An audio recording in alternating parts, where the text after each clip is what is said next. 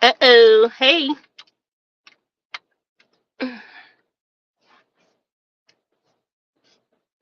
Whew. Sis full.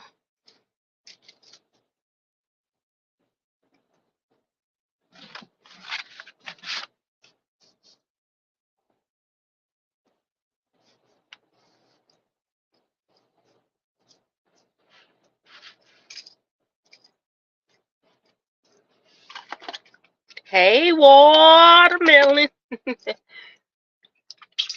Hey, girl. Hey. What's going on? How are you today?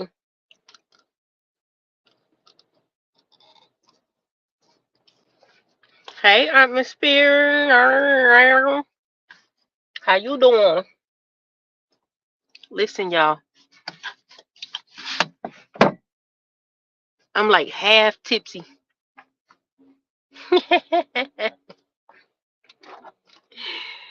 Whew. It's been an amazing couple days, honestly. Um, I totally feel like I am backed into a corner. Um, I don't know if all odds are against me. No, all odds are not against me, but it certainly feels that way. But I know better. Yeah, that's what's going on right now. It's an amazing Monday. Happy birthday to your son, another one. And man, I don't know. I can't even express like how I feel right now in a sense. It's like I feel good in spite of. You know what I'm saying? Like life is going to be full of surprises and twists and turns that you don't expect. And for me, that's the gauge that I'm using as my winning marks, my winning moments. So yeah, it's a great time for me. I just got done eating lunch, so I am like full, and I ain't even had nothing but an appetizer. Listen, if y'all do Ruby Tuesdays, they got these ribeye quesadillas. Them things are the, is that a real owl up there? Those things are the bomb. Very good. And always Ruby Relaxers. Ruby Relaxers solve every problem in the world if you have one. And if you don't have one, they keep them from coming. Ruby Relaxers are Bay. Yes. Bay is Ruby Relaxers. I didn't get to come on yesterday. It was kind of busy and I did a lot of delivering. But more than that, I got a lot of I'm gonna call it land under my feet, if you will. And when I say that, I mean I went into territories I hadn't gone in. Like a lot of my time here, I've been mainly in the Virginia Beach area.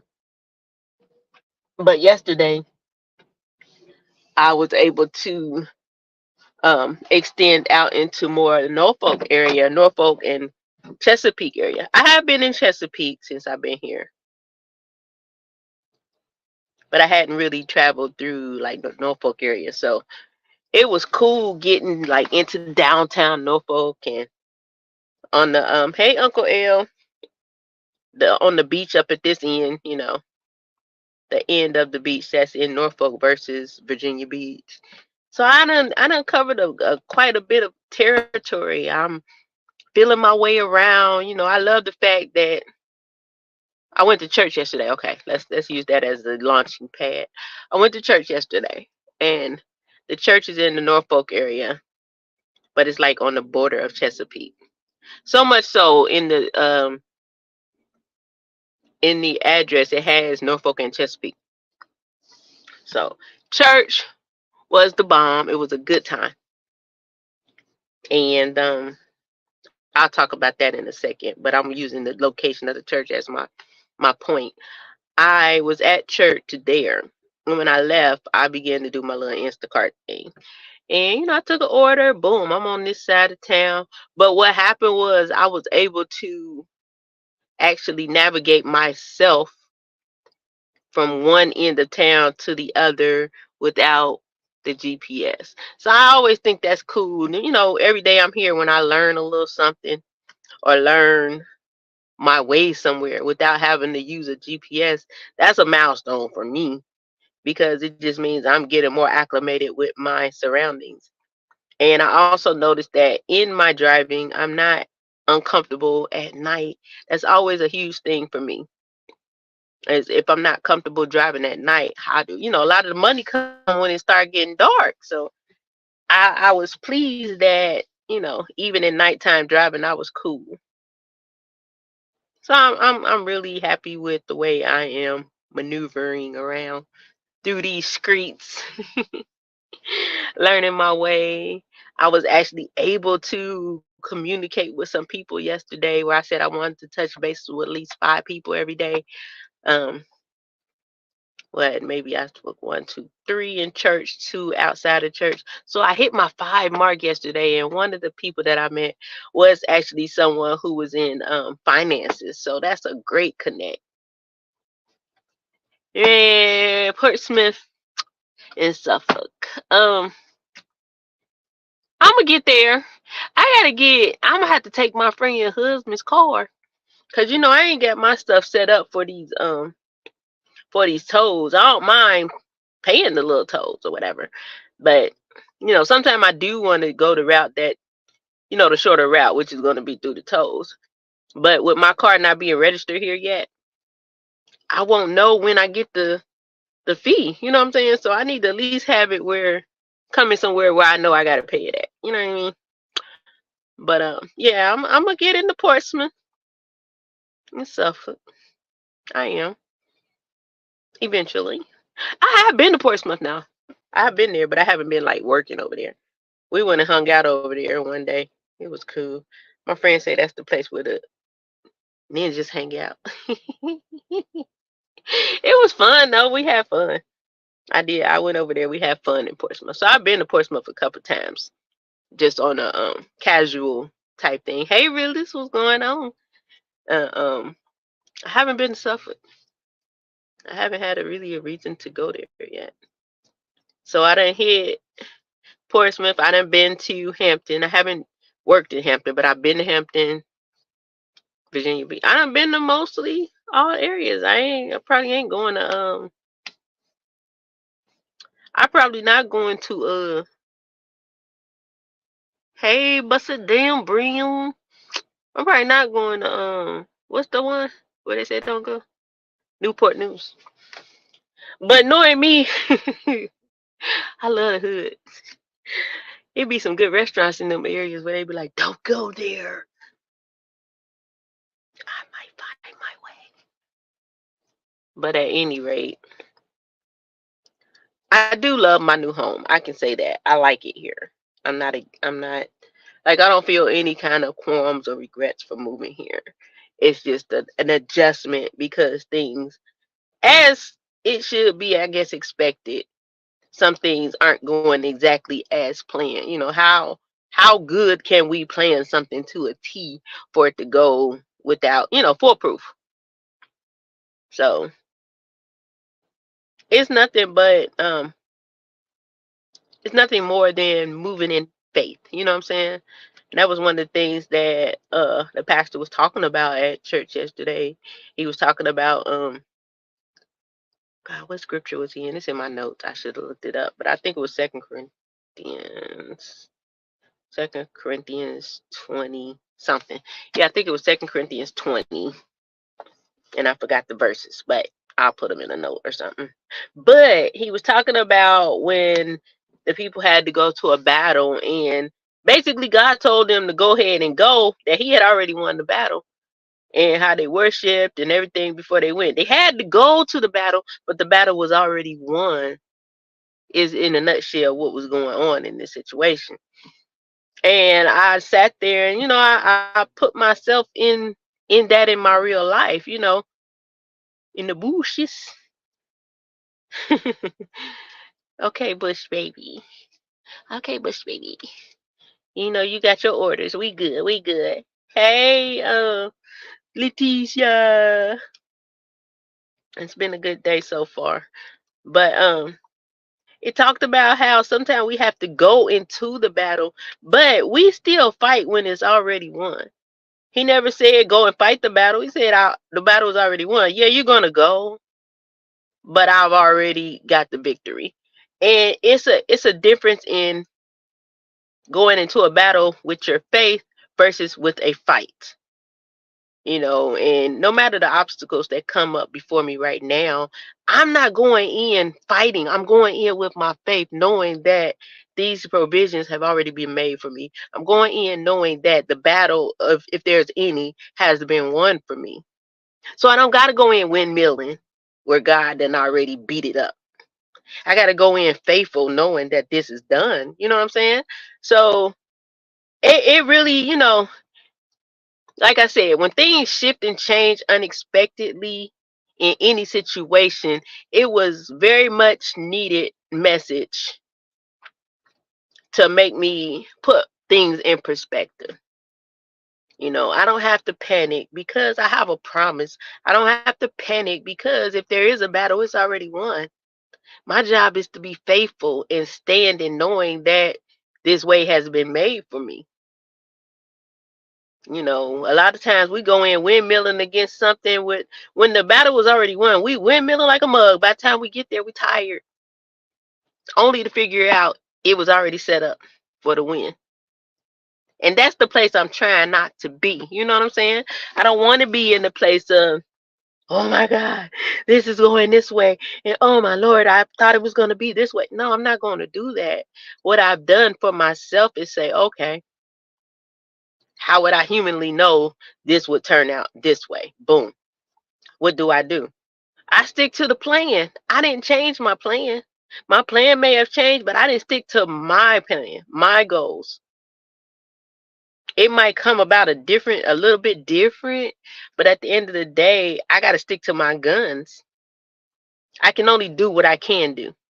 I'm going to depend on God to do what I can't do.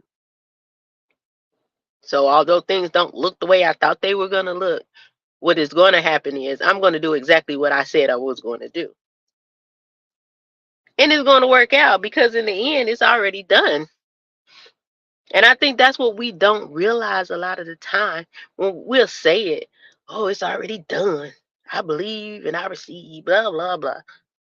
But we don't really realize the magnitude of that statement. What goes ahead of us is a word. If we get a word and we know that this is supposed to be, that word signifies what is. So therefore, if we're going forward, no matter what it looks like on that route going forward, what is always stands. So that's where I keep myself in a place of not panicking. You know what I'm saying? Not giving up or not moving in fear. I maintain my faith through those understandings that these things are already provided. If I got a word for something to happen, it's got to happen. Now, when I start dibbling, dabbling, throwing my hands in it, trying to shift it and change it, then I cause a problem.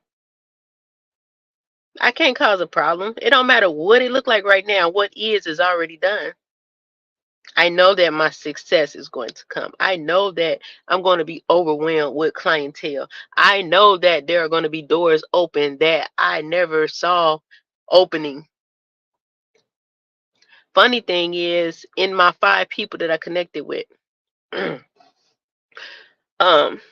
had an altar call at church, and it was basically, if you just feel like, you've been going through something, your faith is a little bit blah blah blah. I was like not going up there, and I'm standing there, and everything inside of me is like, you need to go up there for prayer. No matter what you feeling or what you thinking right now, you need to go up there for prayer. Because I can pray all day for myself, but it never hurts to have somebody else pray for you, especially if they coming from a good place in the heart. And I felt that I was in a good place with people who were coming from a genuine place in heart. Because it's not my church, but I was familiar with the ministry because of my church, because they were once one of our sister campuses. So I went up, and not going into great detail, there were key things that happened in this prayer, which were then in turn confirmation for me. Whew. Excuse me, my hair is in my mouth. Yeah, I'm trying to do this big curly hair because it's giving.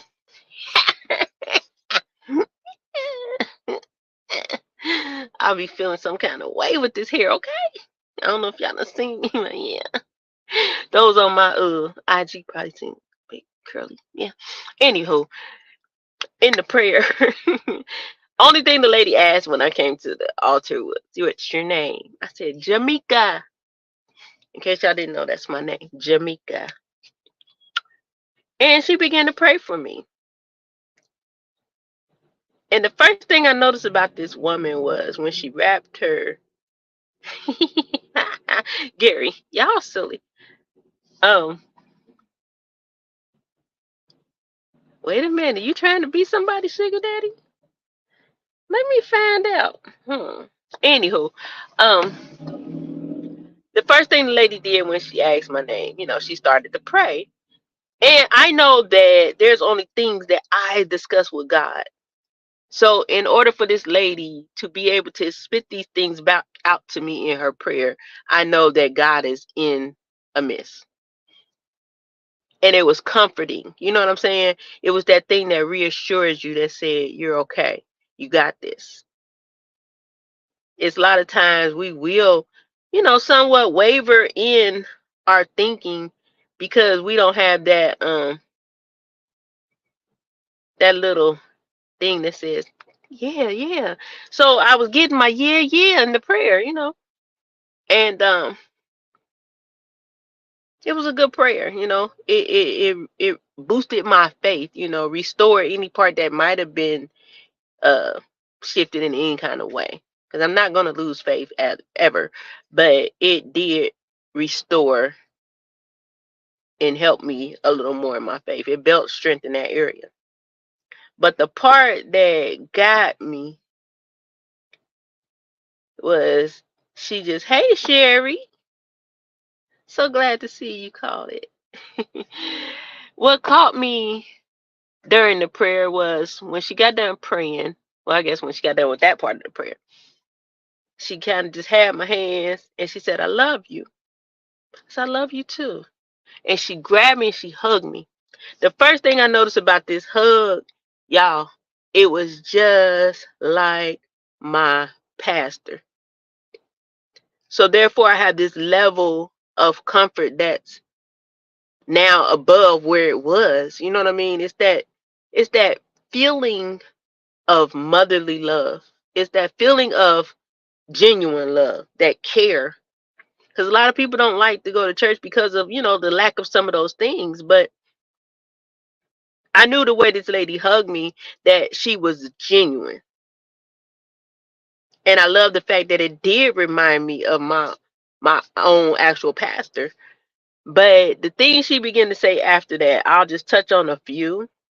She was just kind of like in a space of like thanksgiving to God. And then she began to say, "Bless her hands." Yes, I do love them hugs. Hey, you gotta go. Hey, if you ever go to Atlanta, go to Belong Church. You'll understand. Hug Fanika friend. You will get a hug that you can't even explain. That hug embodies grandma, great grandma, and probably the grandma your grandma never knew. It's felt. You know what I'm saying? But it ain't just a hug. Trust me. I done been hugged and I done been hugging. It's not. I used to always wonder when people say, "Oh, her hugs are this," with my own pastor, and I'm like, "Okay, whatever." When a lady hug you, when you melt into a lady bosoms and you a grown ass child, and they're younger than you, that's a hug from the heavens. Is I can't even explain it. It's matchless, But the girl, the young woman, I'm sure she was younger than me. She began to say, "Bless her hands, Lord, bless her hands." And it was at that point, it was just like, whew, thank you. Because she don't know what I do. You know what I'm saying? I didn't go into no kind of detail of what I did. For her to just say, bless her hands. And then she said one thing, what's in your hand? What's in your hand? And y'all know we done had a laugh about that, about what's in our hand that we already have that we can use. So there's that confirmation that says, you're okay. You're on point. You got it. And then she began to talk about even the gifts that you have that she doesn't know about yet. She spoke about my voice being influential. And that was the point where I kind of like lost it. I I don't have on eyelashes today. I didn't cry them off yesterday, but they didn't survive the night. I can tell you that. But that's why I had reminder on the thumbnail, because I want y'all to know that God is always sending us a reminder. You know what I'm saying? Like, He knows we're going to get into those spaces where we might have a little doubt. He knows we're going to get into those spaces where maybe we get a little bit of fear. But He always sends His reminder. There's always something that lets you know God is with me. Besides us saying, I know God is with me. Sometimes it's cool to feel it, to hear it. He's speaking at all times. So, I guess what I'm saying is, a lot of times we be going through stuff. Don't miss those little moments where He sends that message that says, I got you. I'm here. I hear you. For that woman to say, bless her hands the way she said it, with no kind of, she and I didn't have no conversation even after that to say, oh my God, the average person would be like, oh my God, I'm a hairstylist. That's how people fool you. I have enough wisdom to know that, first of all, I wasn't up there for a prophetic word. That's number one. Number two, even in that sense, there's nothing that I need to say. If God is speaking, I don't have to say anything. He knows everything.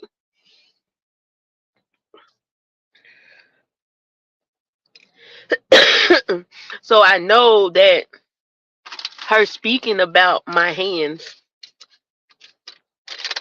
was only a message from God, because she has no idea what my hands do. Then the fact where she talked about my voice, me using my voice and how it's influential. She don't know how me coming out here talking to y'all. She don't know I do the little group for the church. She don't know nothing about me. So it's like God will let you know when you're on the right mark. So when you don't feel that you are, look for those little signs. It might come through somebody's prayer, or it might come through just somebody talking to you on a random.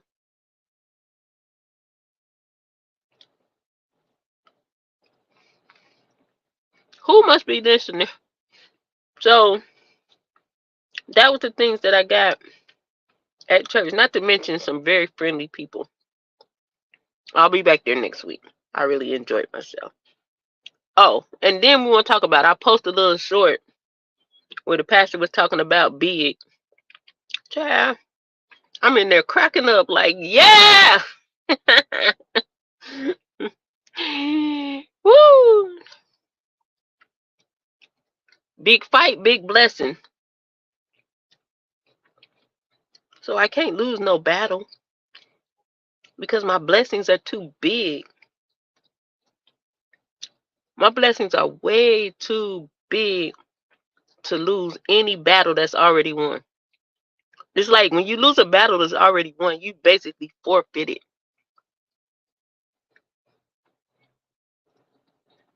You basically forfeited. That would take me back to what I be always singing that song, My Name is Victory.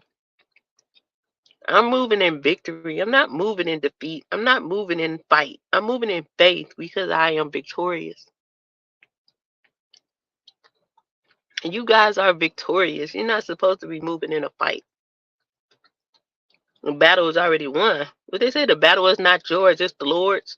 The battle is not mine, it is the Lord's, however it goes. I done told you I'm not a Bible scholar, but I know a lot of word. I might not know a lot of scripture, but that word is in my heart.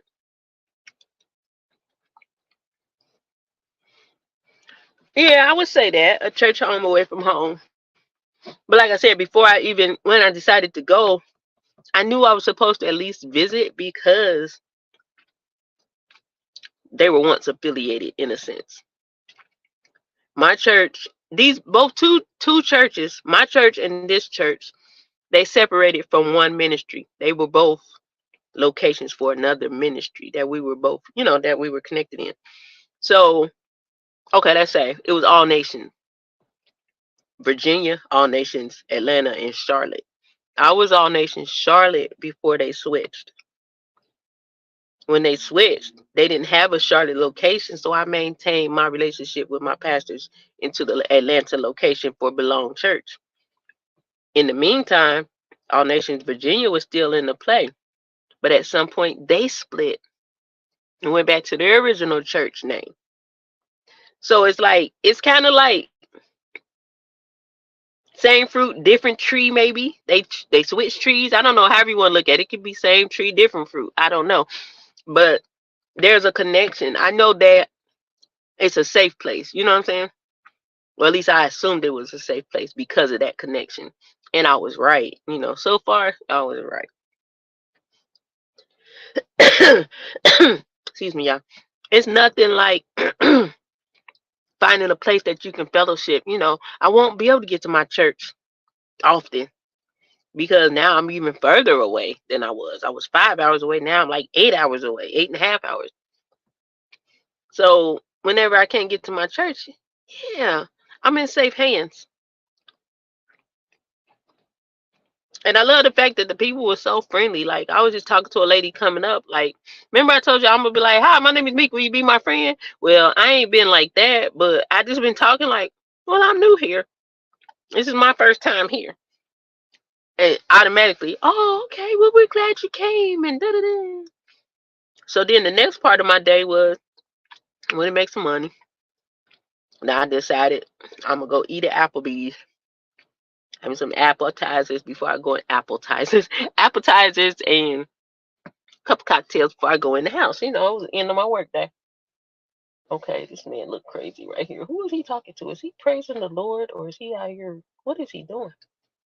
Anywho, why are you laughing? So I sat at the bar.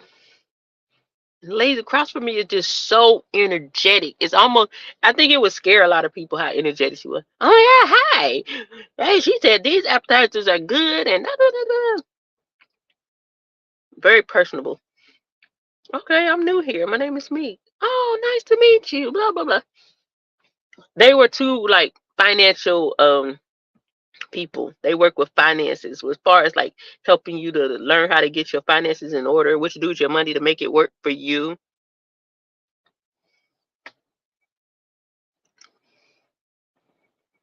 So I think that was a good connection. Oh my God, we wish we would have met you sooner. We had a conference yesterday. I'm like, oh man, I'm mad I missed it. She was like, well, there'll be more. We got your contact now. So that also gave me a boost of faith because it's like when I said I want to connect with people that will be beneficial. I think that we should be making those types of connections now. It's like we're too old to connect with people that don't mean us no good, that don't bring forth any kind of good fruit, that don't elevate us to the next level or that leads us away from God. So meaningful connections for me right now are a must.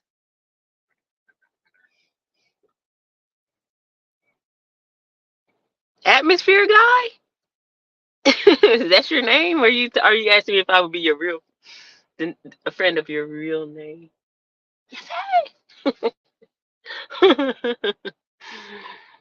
Because it's in the Bible. Wasn't you like somebody famous daddy? But I'm just saying, y'all, pay attention to those little things. You know what I'm saying? A lot of times we be making connections that are probably good, and we miss out on something because we ignore it or we downplay it. But once again, with intention, with being intentional, I think your discernment is sharper. I don't think we make strangers when we are operating with our discernment in full operation. I don't think that we come, if we do come across something that ain't quite right, our discernment is going to turn us away from it. Versus, if it is right, our discernment is going to be like, this is good. So, like I said, although things have not gone exactly the way I thought they were going to go, I'm going to put it in the category of going better.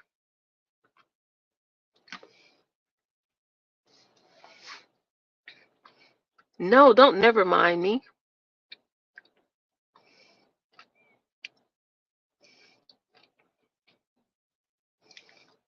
I ain't see nothing but I love my hug. And you a sugar daddy.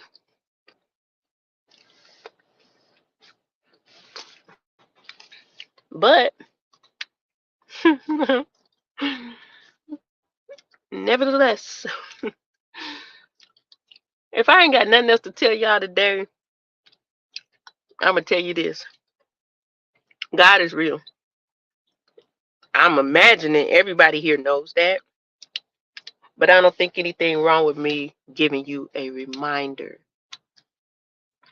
I don't think there's anything wrong with me sharing what happens to me that is a blessing in my sight. Because I never know when one of y'all might be dealing with something that you might not have the wherewithal to deal through. But maybe me sharing my story will give you that strength, and now you do have it.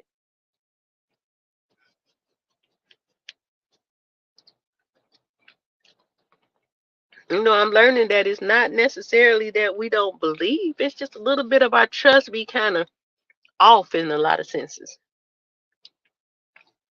And as a human being, it is really hard to trust what you can't see, to believe what you can't see, to walk by what you have no idea what you're walking by.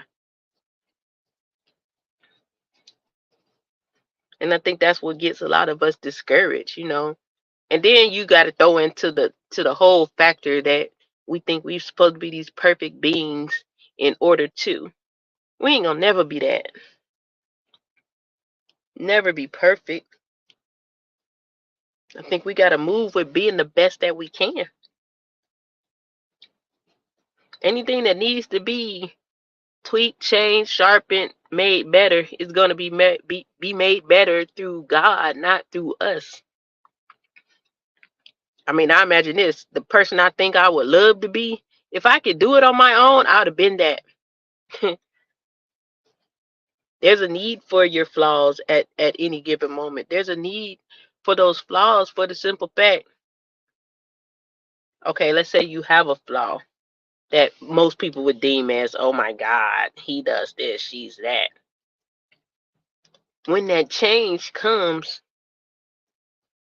number one, God gets the glory. Number two, someone sees and now they believe a little more that, dang, if they had this flaw and it can be changed, then surely my flaw can be changed. It's a little work we have to do, yes, but overall, it's worth it.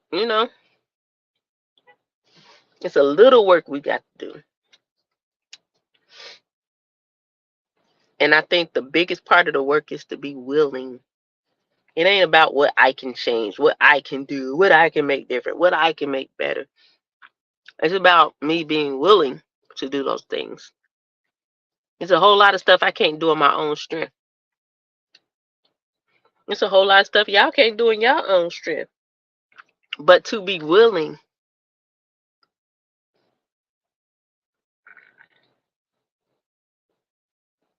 oh, Atmosphere. Yeah, I'm super late. Shut up. I ain't late. I just read that wrong. My name is Meek. Will you be my friend? It was just like that too. I promise you. It was just like that. Hey, I'm Meek. You'll be my friend. It's like when I was a little girl. And you know what? I felt like that little girl a lot yesterday. Every time I said, I just moved here or I'm new here, I felt like little Jamaica on Woodward Avenue at 4 or 5 years old. Only child, no friends.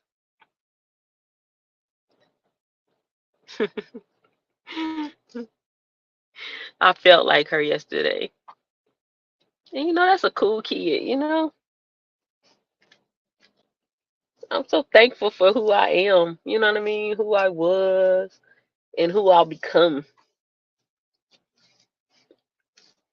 And the biggest part of all of that is to be willing. I'm willing to be better than I was yesterday. I'm willing to grow no matter how painful. I'm willing to do better when I fall short.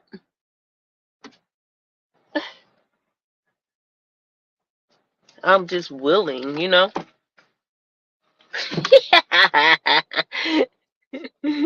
No, not today, atmosphere. I have not. I'm excited though.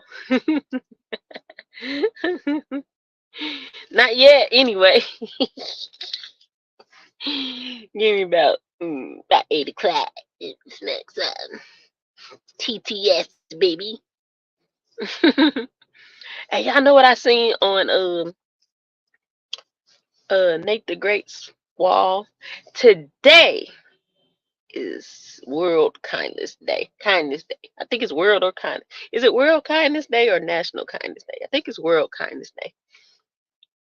I am so big on that. We need to be kind. There's a whole bunch of people out here just intentionally not being kind.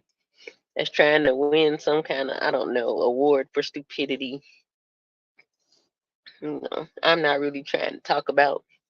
Y'all know I don't talk about what's going on, but y'all know I think some of us observe the same things. Some people just willingly want to be stupid. Like hell no, man. Too old for this. As much stuff as much energy as we put into the nonsense, as much energy as we have to build some things for real, for real. I can't put my energy into a bunch of negative, dumb stuff when I can take that same energy and use it for positive that helps somebody instead of leaving people out here looking like, what the hell? Honestly, it's like, when do we grow up? When are we gonna grow up? K equals K. That sounds very Lucius. And I imagine Lucius is some man that got on some long white socks, some dress shoes, and some shorts. Luciusness. Lucius is Lucius-ish. It sounds Lucius-ish. But yeah, man, I just think I don't know.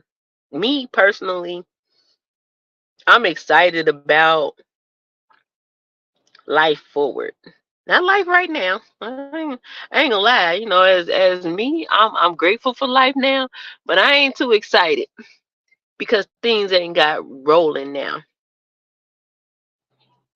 Things ain't quite rolling yet. But I am excited because I know when it gets rolling, what comes from it.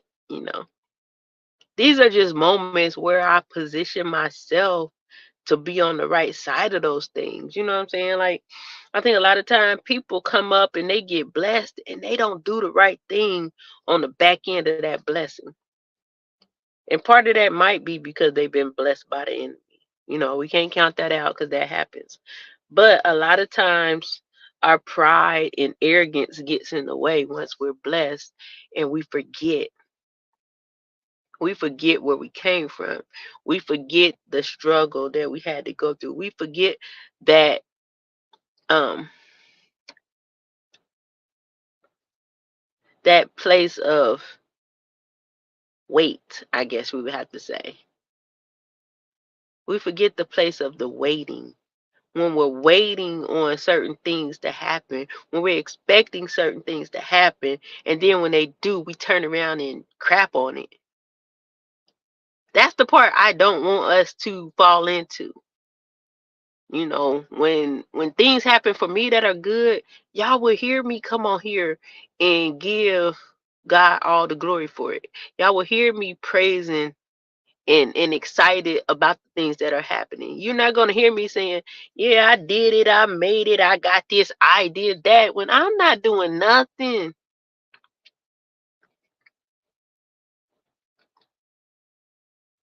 I got to take my hands off of it.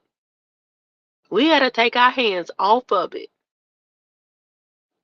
If you put a petition out before God, then you got to put the petition out and take your hands out of it and trust and allow him to work.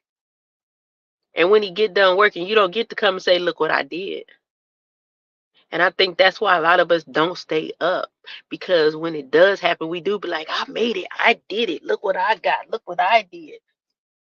Who did it? Tell the truth. Shame the devil. If it wasn't for God, you wouldn't did nothing. Because when you act like that, what happens for the next blessing? We don't get just one. We don't get just one blessing. We get blessed over and over and over again.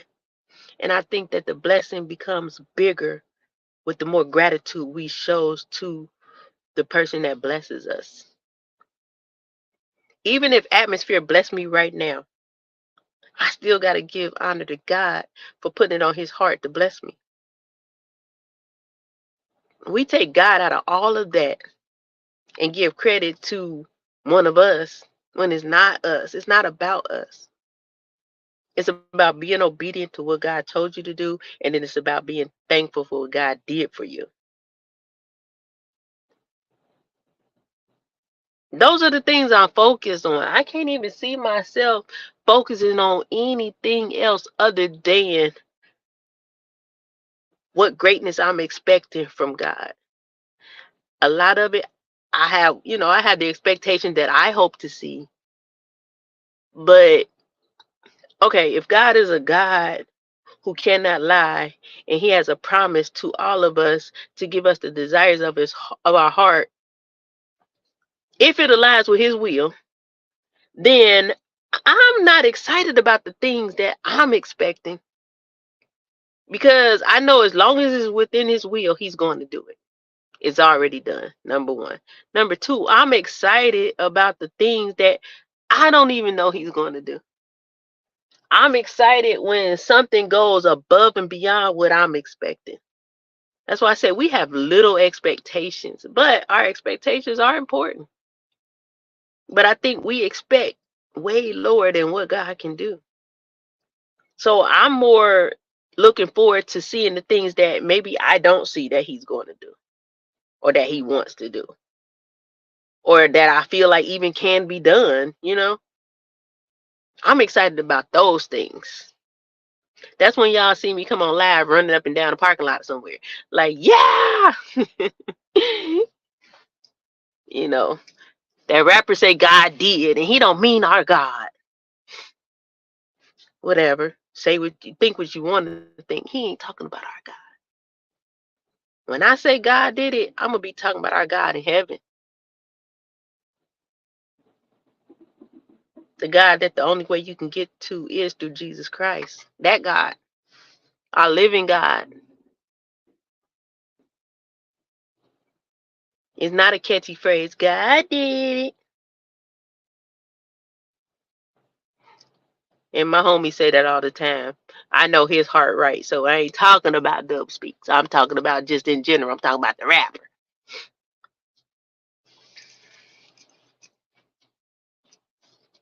We all too often take for granted the provision that's already been set for us. And all it takes is one speck of, if it takes a mustard seed of faith, How much unbelief do you think that it takes to destroy something? If it takes a mustard seed of faith to see things come to pass, how much do you think it takes to destroy that thing? How much unbelief? Surely, if it takes a mustard seed of faith, then it only takes the same of unbelief to destroy all things that's been set in place for you. I know it gets scary because I'll be scared sometimes. But at the end of the day, I come back to that one thing. I trust you, God. No matter what it look like, no matter what it feel like. I can't divulge entirely exactly where I am right now. But what I can say is, regardless of the fact, I trust God. No, I'm not without shelter and things like that. But I'm saying I trust God. I know that greatness is attached to me. I know that I'm going to do big things. I know that I'm not going to do less than I did before I got here. My job is to trust God and let Him move. Let Him open doors. Let Him work. Let Him put people in front of me. My job is to catch those people He put in front of me and not miss it because I'm cocky or arrogant or because I'm low in faith. What I'm fighting for most right now is for my faith to stay strong, is for me not to have unbelief. If I see a vision in its fullness, I should never have a doubt, no matter what it feels like, no matter what it looks like. I got to know that the trick of the enemy is to get me thrown off my square, to get me thinking that it's other than what I know, other than what is promised. The enemy can promise you a full life of bullshit, but that don't trump what God promises us. I don't know if I should have said that in the same sentence, but I meant it. He know what I'm trying to say. Shut up, atmosphere. He know what I'm trying to say. Are you gonna believe his promise, or are you gonna believe the enemy's tricks? End of the day, are you gonna believe God's promises, which are yes and amen? Yes, it is finished. Or are you gonna believe the enemy says, "Oh, surely God is gonna, He wouldn't do that to you. Go ahead and do that.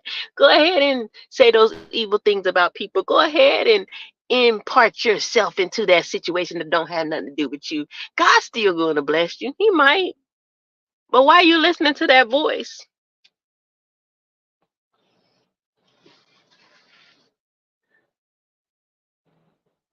We create a world of chaos for ourselves most of the time. Yeah, we live amongst it. That's a fact. There's no ifs, ands, or buts about it. But the moment you start to play with and interact with the chaos, then you become chaos. I'm not trying to get involved in the chaos. I'm not trying to be a part of chaos. I don't even want chaos to come nigh here. I don't.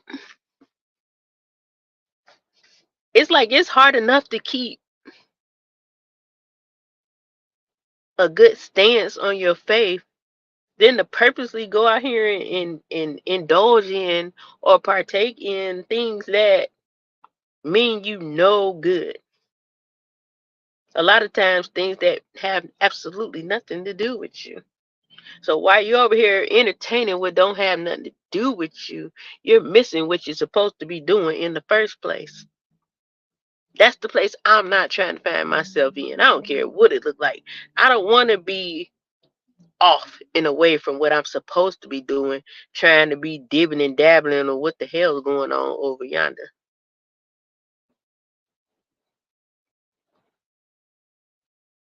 It's weird as hell that we have examples, even on this app, that are like, what the heck is going on? But for grown people, like I said, everybody can do what they want to do. That's not none of my business. But I use everything that I see before me that just ain't right as what not to do. When it ain't right, you don't do it. Stove is hot, don't touch it. Why the heck you gonna go touch it? If you walk too close to the edge, it might fall off and drop 50 feet. Why are you still walking over there? I don't think that people realize the situations they put themselves in. You know, it's kind of like the thing where they say when you're digging a ditch for somebody else, be careful not to fall in it. You're digging a ditch for yourself.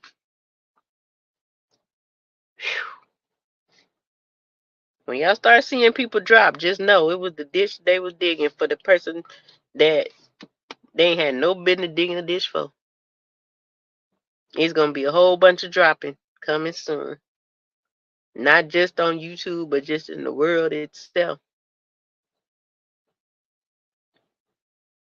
It's a whole bunch of people been out here digging ditches for others to try to make them, to try to justify their ill intent, to try to justify their own bad behavior.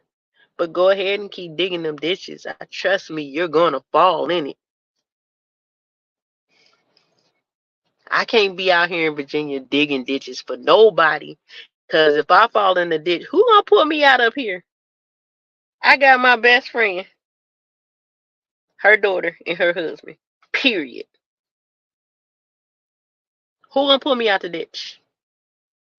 Hell, I might dig a ditch and take them in with me because they are helping me. You really got to be mindful of how you operate and moving out in this world these days. Our time is short. While we paying attention to all this frivolousness, it's a whole bunch of stuff going on right now that we're missing because we're not paying attention. You know, I would say to anybody right now that's listening to me, start paying attention to what's really going on around you. Not the drama, not the kikis, not the ha-has, but what's really going on around you. Those things that are warnings that are going before you that you're missing because you're engaged elsewhere in something you're not even supposed to be engaged in. That's how you get slapped with the world. The world will slap you real hard because you was over there playing. And I am nowhere near perfect. But I ain't trying to be nowhere near stupid either. I'm not. I'm not trying to set myself up for failure. If I fail, let it be due to ignorance. I just didn't know. I didn't understand. I missed it because I'm a human being. Not because I just went full force straight ahead into some craziness. Don't let me fall for those reasons. Don't let me fall to there's no recovery. Don't let me fall to the point of every um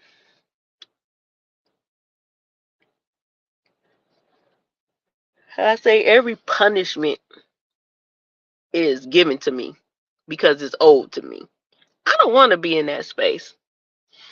Y'all can be in that space if y'all want to, but I'm not trying to be there. What is owed to me is a promise from God. What is owed to me is the desires of my heart. What is owed to me is life and life more abundantly. What is owed to me is that no weapon formed against me shall be able to prosper.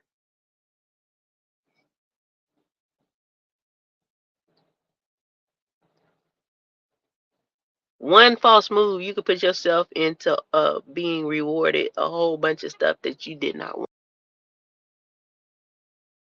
I want what's owed to me.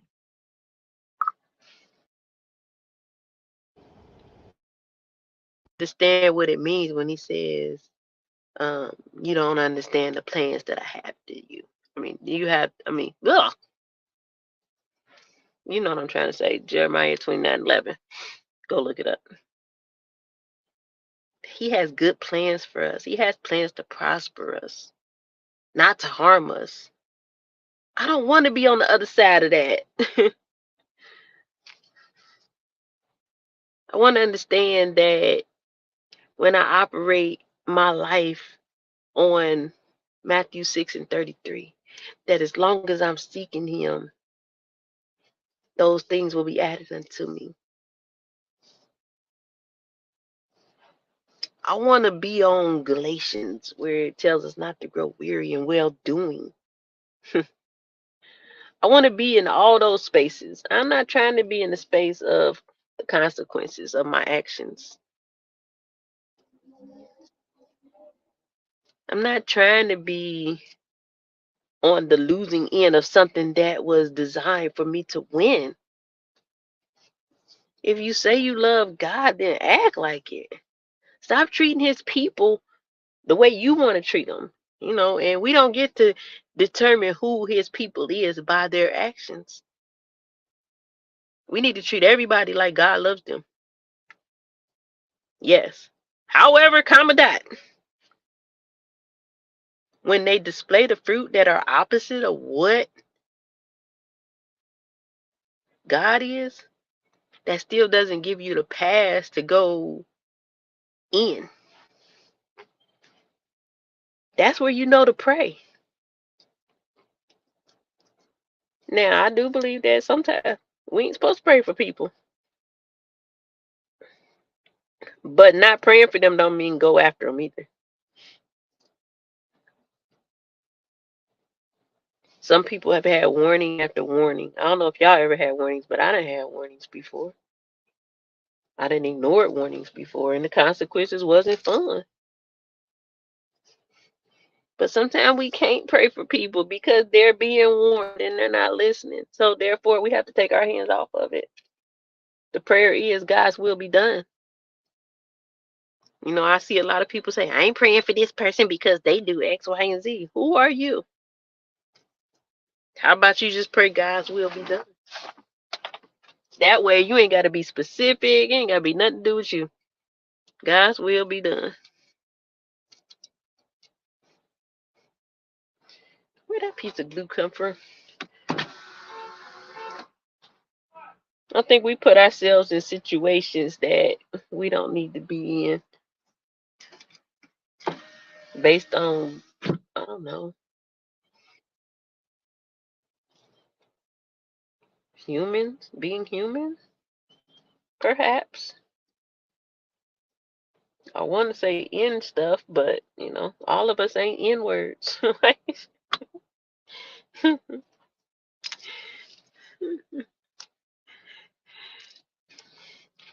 don't know. Like I said, I'm just trying to keep myself because I can't keep y'all anywhere.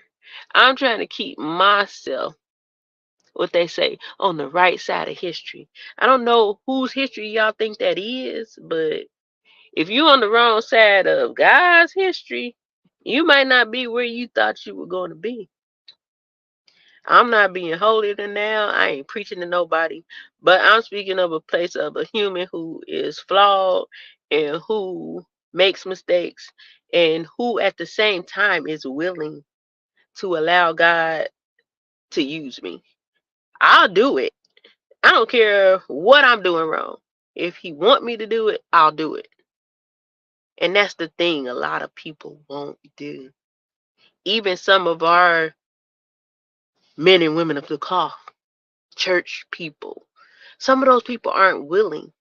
And that's why it looks foreign to people when they do the most foul and salacious things versus some, maybe, let's say a drug abuser does something. We look at that person crazy, but that person was willing. And they did something that someone who was supposed to be this character wouldn't do.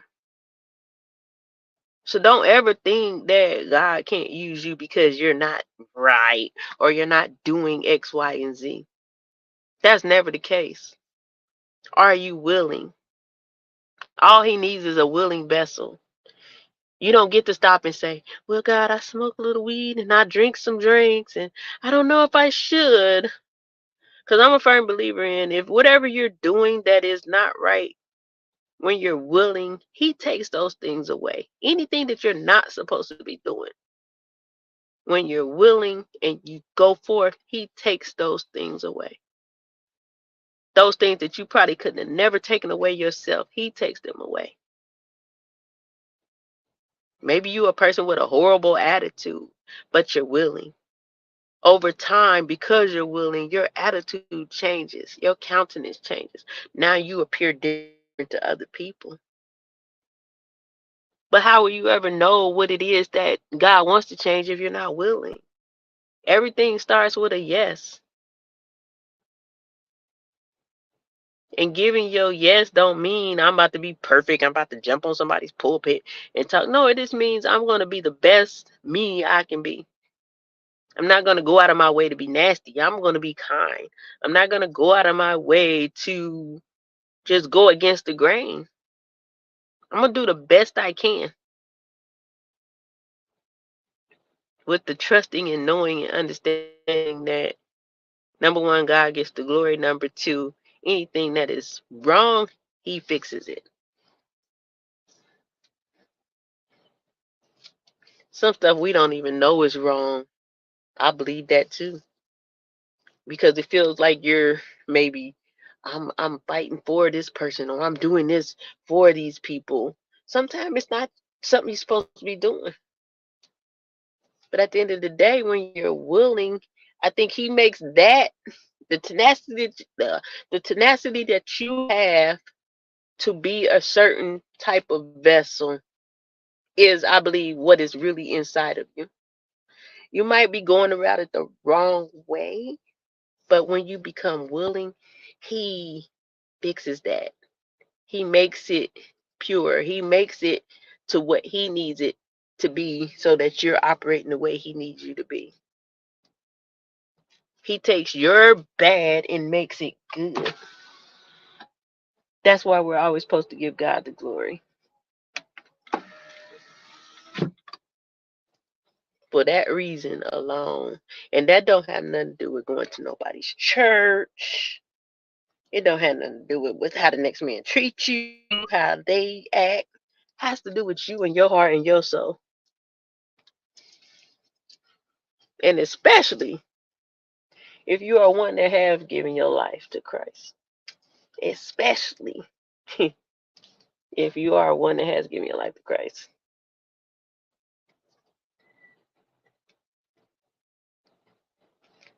You should be actively want Him to show you the way.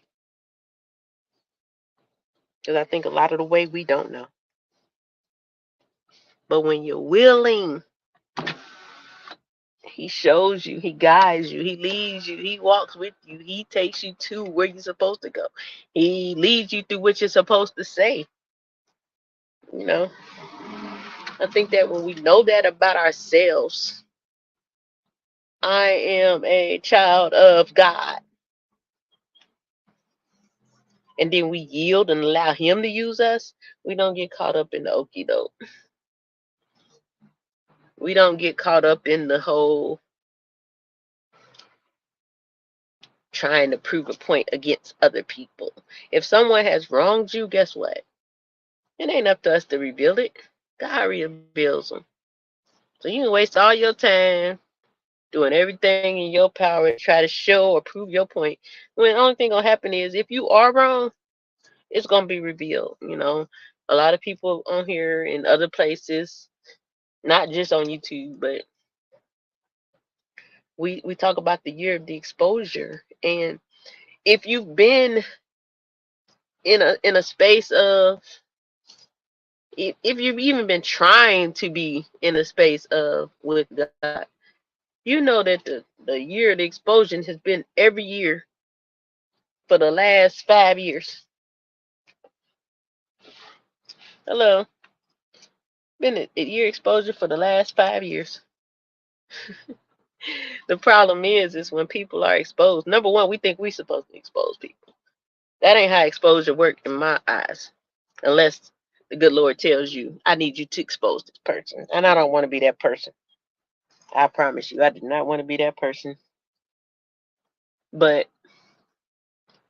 exposure comes to all of us. It ain't just the people we think doing bad or wrong. It comes to all of us. So when we are trying to, we ourselves are trying to expose people for their filth, we better know our own filth, because it might not be their turn to be exposed, but while you trying to expose them, it's your turn.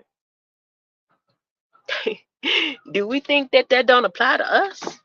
Please, if it's the year of exposure, then that means to wipe your nose, wipe your tail, pull up your pants, put on your belt, comb your hair, put on your deodorant. Don't get found musty, because you will be exposed just like the rest of these people.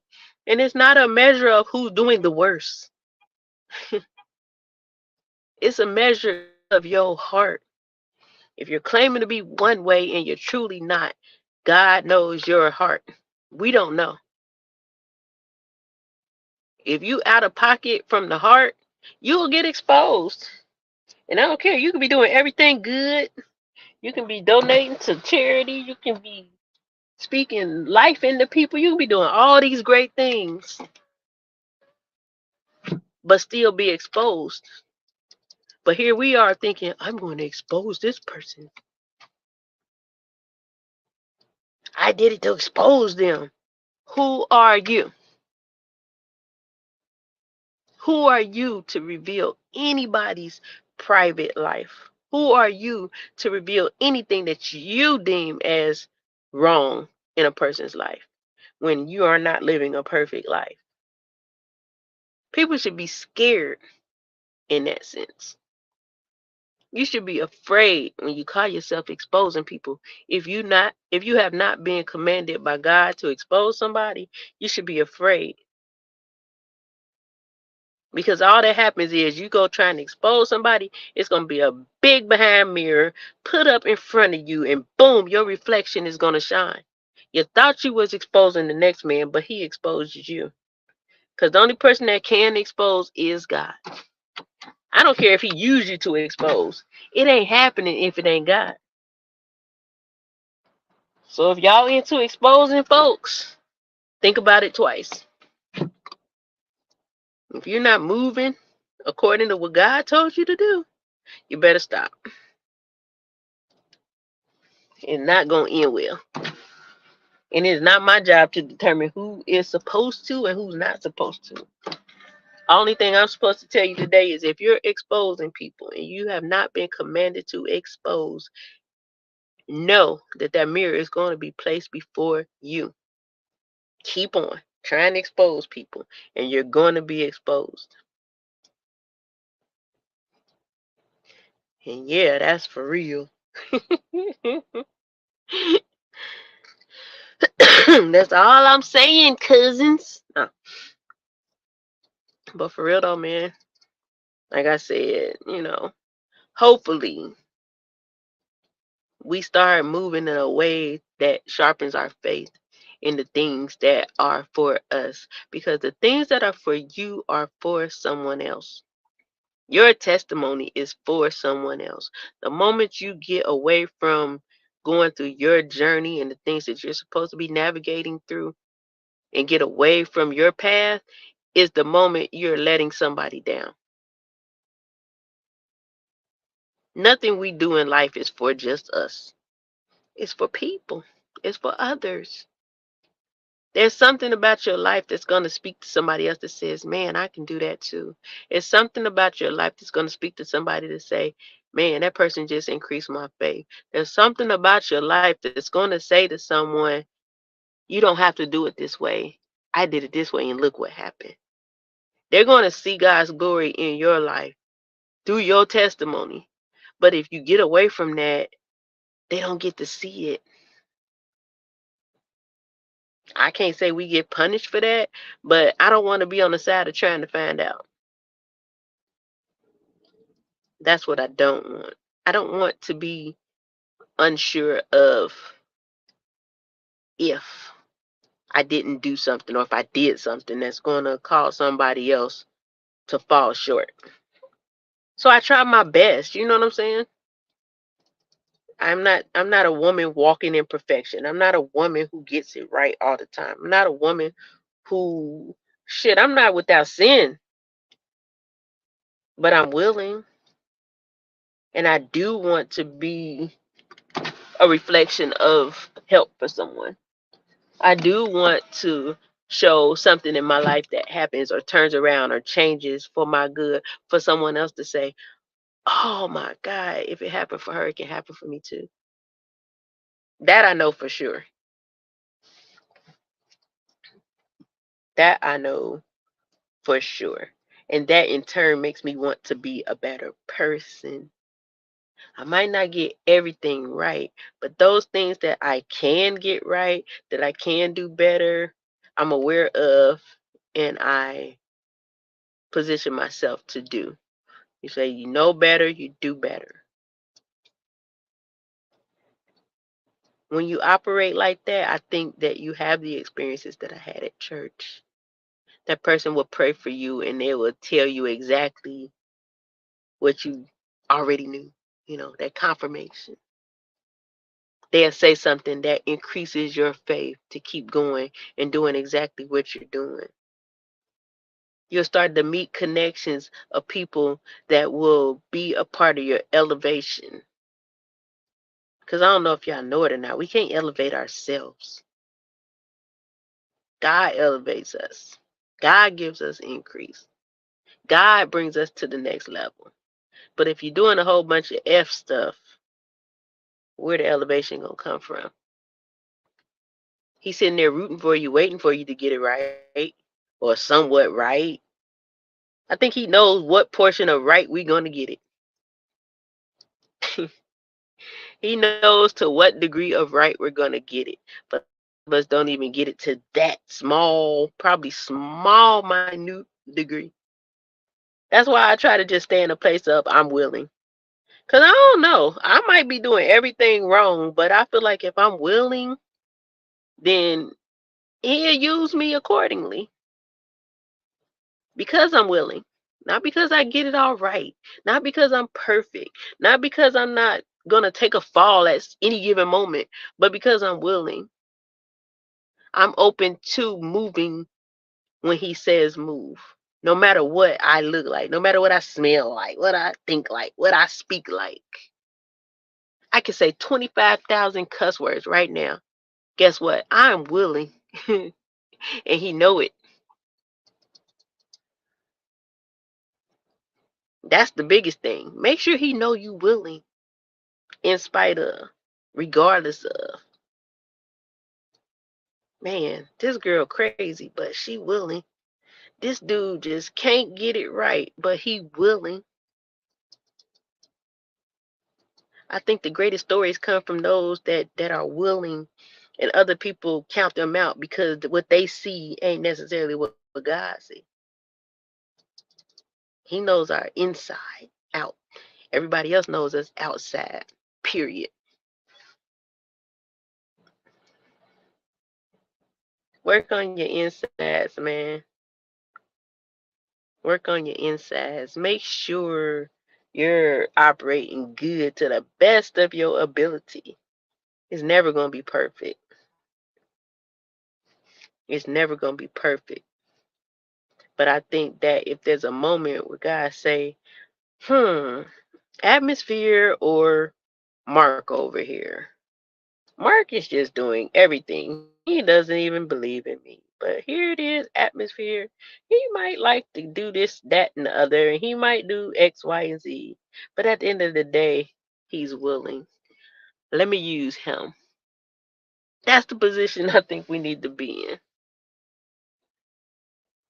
The position of willing. Are you willing to take your own feelings out of something and overlook what you think is something coming against you? Are you willing to have a kind heart, even when others aren't as kind to you? And sometimes being kind to a person is ignoring the heck out of them. Are you willing to do that?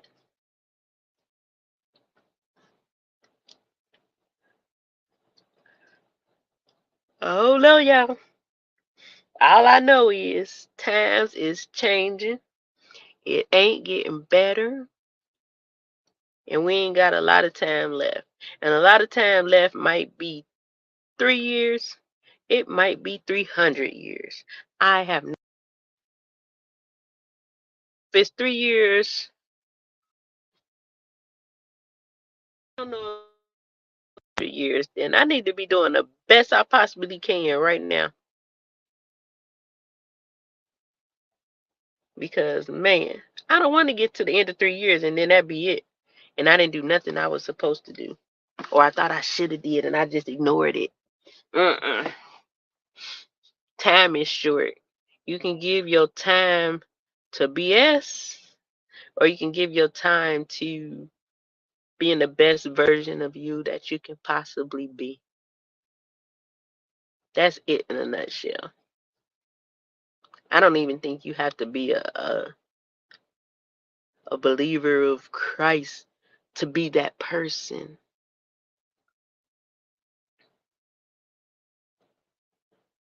Your relationship with God is your relationship with God. It has nothing to do with me. I can only speak from my own personal relationship, what I believe. But I don't count out people that don't believe the way I believe because that's between them and God. At the end of the day, are you willing? Are you a willing vessel to do good versus evil? Why do we want to be evil? Why do we give ourselves over to evil so easily when we really don't have to? Like I said, yesterday my faith was stirred tremendously. It's not that I didn't have faith, but I would honestly say I was a little low on belief. When you can go to a stranger and have something simple, it's simple, but it's big as prayer, and that prayer spits out to you what you desire, what you've heard for yourself, and what you know God is capable of. That stirs your faith. So even if I was feeling a little low, I got stirred in my faith yesterday to believe more than maybe I had been. To know that everything works together for my good because I love the Lord, because I love God. Everything that looks shaky will be made steady. Every road that seems crooked will be made straight.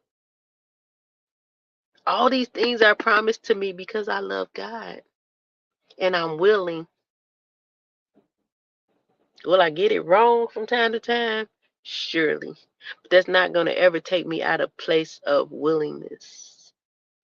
I don't ever plan to be a woman who is not willing. I don't care what I do or don't do. I'm always willing. Yeah, I'm willing to have mud all over me to go and try to pull somebody else out of mud if that's what he want me to do. I'm willing, if I'm a fornicator, I'm willing to go and pull somebody else out of some darkness that they don't have any business being in. Because I know on the other side of that, if that's something he truly wants me to stop doing, he's going to do that because of my willingness. A lot of things is hard for us to do, especially the things that they say we're not supposed to do. Those are the hardest things in the world to do. But I think that a lot of things have a place. Some things we can stop on our own and we're rewarded. But there are other things that by faith and through our willingness that he changes. And in turn we're rewarded.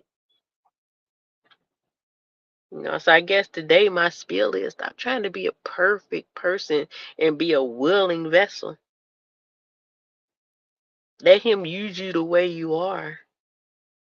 Don't try to change your language first. Don't try to change your posture first. Don't try to change who you are first. Let him use you and change you as you're being used.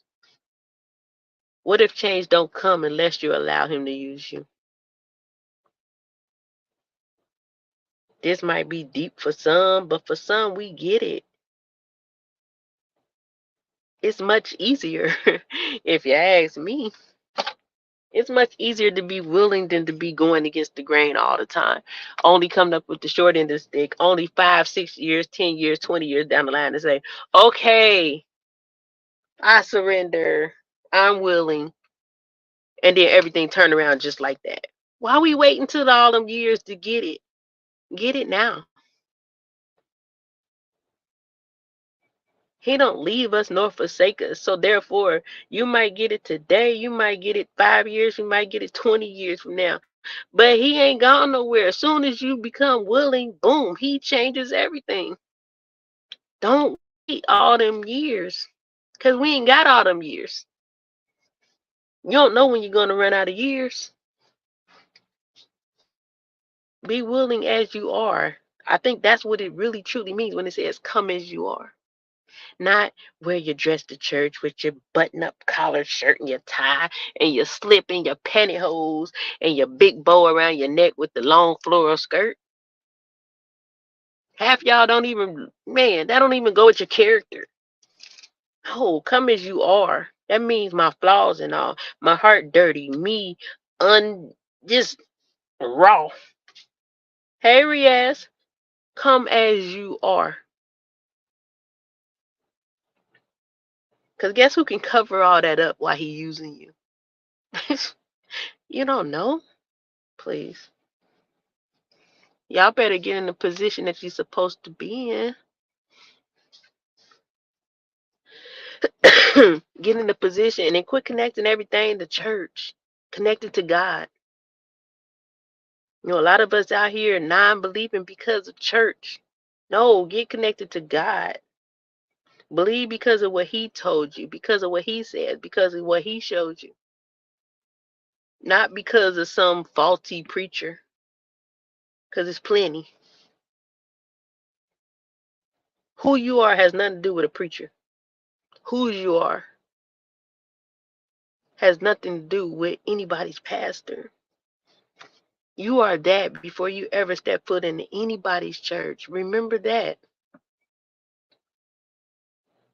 When you step into church, you should be looking for what it is I'm supposed to be doing here. Forget what they did or doing to you. What am I doing here? You have a purpose. You might not like everybody in that church. You might not like the word the preacher preaches. But guess what? Ask God what you're doing there. Because you didn't just walk up in there by chance. We all have an assignment on our life. And sometimes it's allotted time to a church. You might not like it, but there's something you're supposed to be doing there. And it might be for one person. We talk about that all the time, Gary. One person. If God will leave the 99 for the one, what makes you think you're not supposed to go into this house, which you don't really like that much, for that one? And guess what? It might be to go and hug that one. Now you done completed your assignment. Guess what can happen now? You can move along. But many of us have shunned going into the house because we think, oh, these people this, these people that. What are you supposed to be doing there? Forget these people. What am I supposed to be doing here? If you stumble into the doors of anybody's church, the first thing you need to be asking, okay, God, why am I here? Not what do he need to be saying that goes with what I feel. What are the people supposed to treat me like? No, what am I doing here?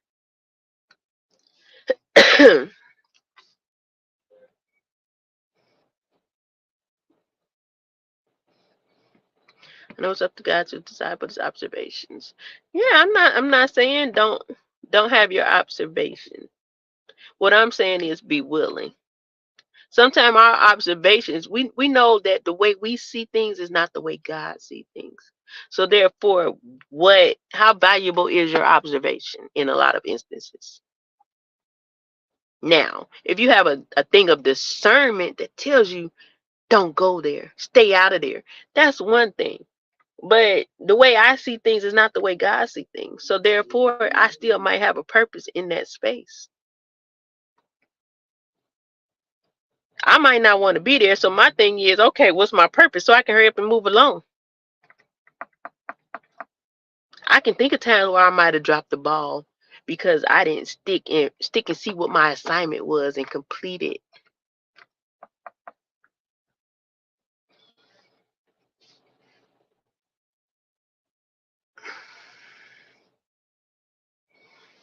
Well, I live today, young Rias. He said Muslims and prophet times practice better than nowadays. I don't think it's that. I think it's that um people insert themselves as certain things that they are not.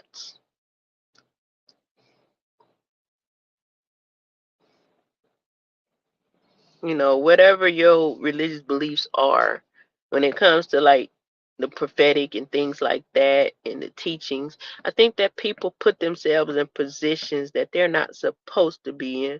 So therefore, their teaching and their practices are off, which is misleading.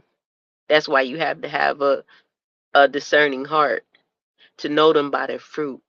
Try the spirit by the spirit. If their spirit is off, then that's somebody you're not. I don't care how good they look or seem.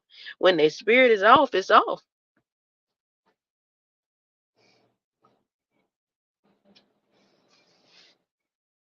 He said, I need a nap. When it's off, it's off. And that's just like us. Forget oh, he's a prophet, da da da da. What about you? Are you off? Because guess what? We might not all be prophets, but God can use us all to prophesy at any given moment.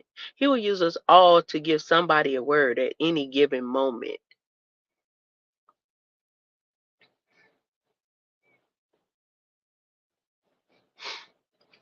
Yeah, I mean, like I said, when you think about it, it's almost like Riaz, we don't know. It's almost like if we don't try the spirit by the spirit, then we don't know the difference. Because there are people that are truly operating in their gifts. There are people that are truly moving according to the way God wants them to move, and they are here doing the work that they're supposed to be doing for the people. But then you do have those that, because they see a gain from it, you know. I mean, I don't know how it is for Muslims, but like in Christianity, you have an abundance of people that are, oh, I'm a prophet of God, and they ain't bit no prophet than, I don't know, my shoe. But because there's a hungry people who are just seeking something, some kind of hope, they fall into these traps. They turn off their discernment and they're looking for something from anywhere.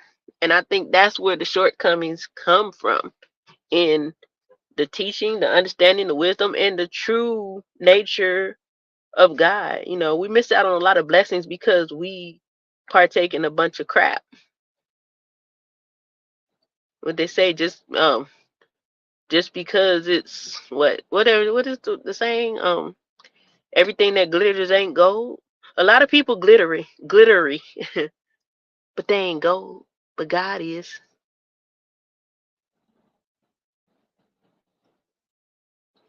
And everybody that knows the word is not a prophet, Gary. And everybody that can give you a word from the Lord is not a prophet. I think that's where people mess up at. Any of us can prophesy right now to somebody else. Prophecy is, I mean, the Bible is full of prophecy. If you give somebody a word, okay, that don't make you a prophet. It just mean it's a word. So I think that we don't a lot of times we don't clarify between the two, especially when you're out here just like trying to be somebody you're not. Number one, number two, you're seeking from the wrong source, and I think that's what messes a lot of people up. Some people are so thirsty and hungry for something that they open to anything, all those red flags be turned off. All the discernment goes out the window, and boom, now you're giving somebody $7 every time they go on live every 2 hours. And that person's in here making about $2,000 off of you in 2 hours and ain't gave you no valid word of nothing. People be out here playing in real life, and that's why I say it's better for you to be willing as you are than to be pretending to be something you're not. That proves all the more that he needs more willing vessels than these people that's out here bamboozling the people, bewitching the people, as they would say in the Bible. It's a whole bunch of witchery going on out here. And I think that a lot of us are victims of it, unfortunately. But it is what it is. Like I said, we got a little time to figure it out. The best way to get through it to me right now is to be willing and seek God, not man. Don't seek for a video to look on and find some kind of word that makes you feel good. Seek God for yourself. The Bible is right there for all of us to read and interpret for ourselves.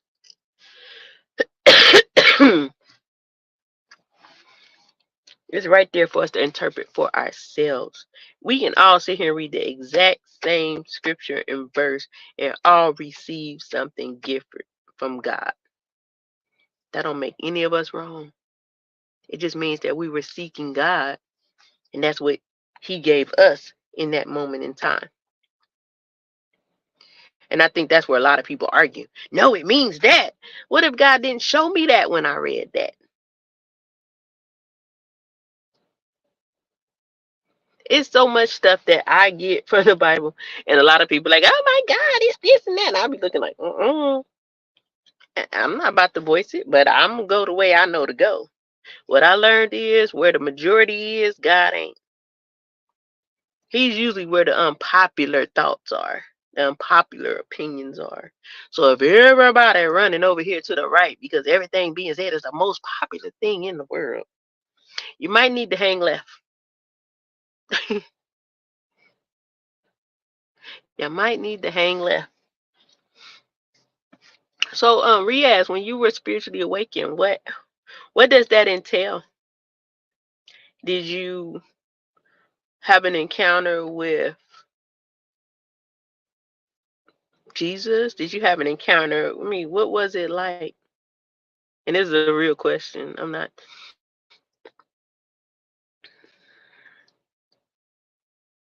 trying to, you know, be funny. I just like, because I know that yes, we both believe God, but we both have different beliefs. So therefore, I always like to know what a spiritual awakening is for, other people.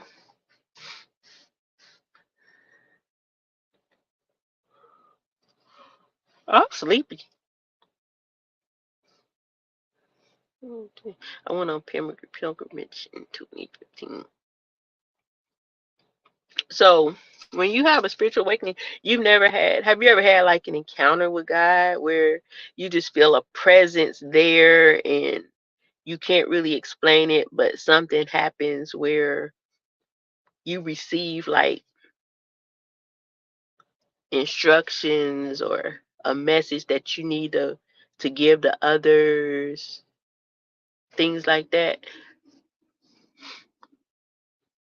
And Riaz is young. I commend any young person that's like on any kind of spiritual journey and aware of it, because a lot of young people don't even allow themselves to go through those journeys. They stay away from it. So I think that's wonderful.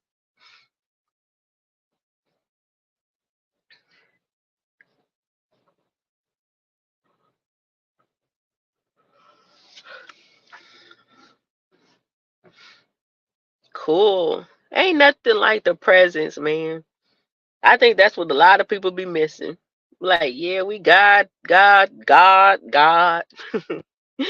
But until you feel it, I think the biggest thing that I witnessed or I've experienced, like far as my journey with God, is how, like, say for instance, you're in church and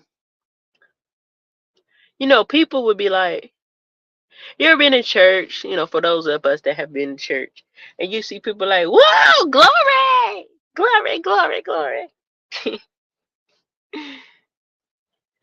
My biggest, I think the biggest experience I've had in my walk with God is to understand that glory isn't a shout. It's not a, whoa, glory.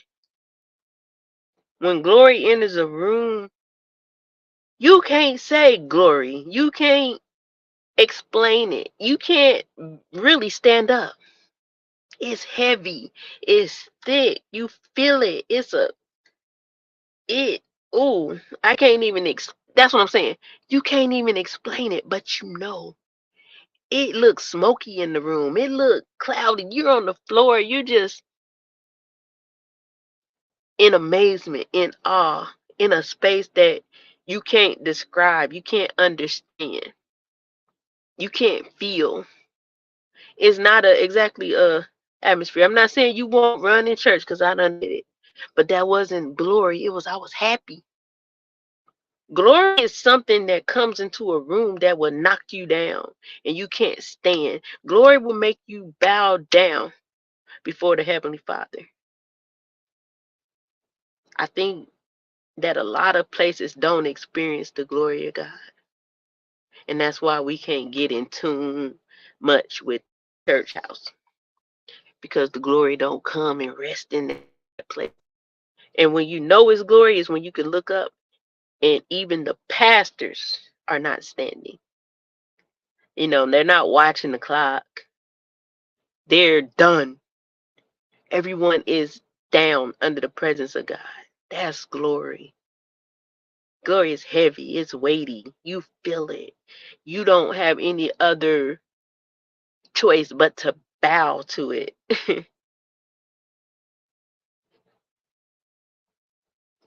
But glory it may come in different ways, but it's still not glory. It's not a shout. It's a it's something that I feel glory is tangible. I think there's a lot of things that are close to it that are not bad, but when you really experience the glory of God, it's matchless. You can't even begin to explain except for I couldn't stand. It was heavy. I felt it.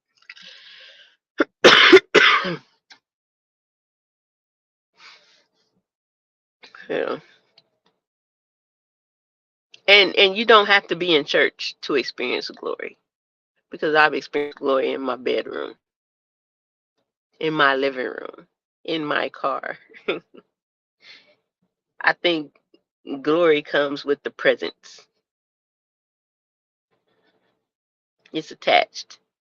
I don't think you can separate the two.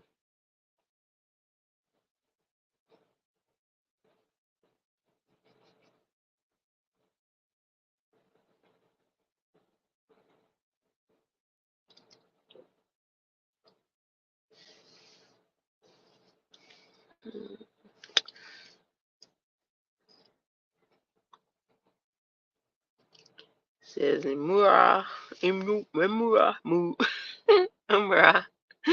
I hope I'm pronouncing that right. Is a small pilgrimage. Haji is once in your life. Makai was so peaceful. Gary Medina. And see, it's crazy because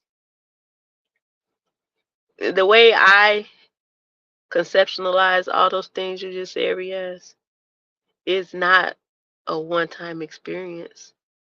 I think it's just like how God has many names. You have it. I think it's many times you experience those different names.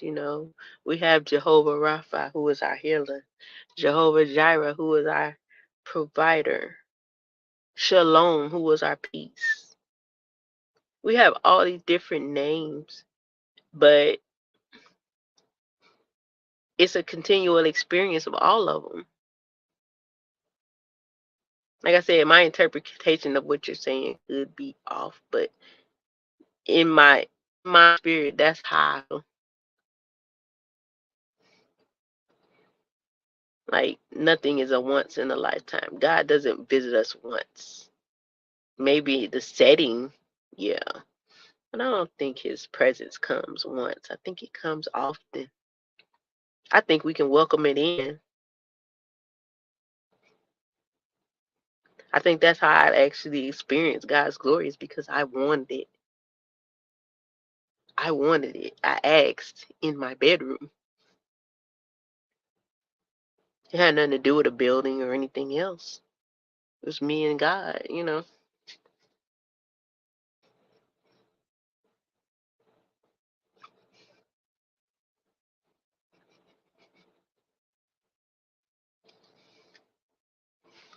So why you don't hit that fifth time, Riaz?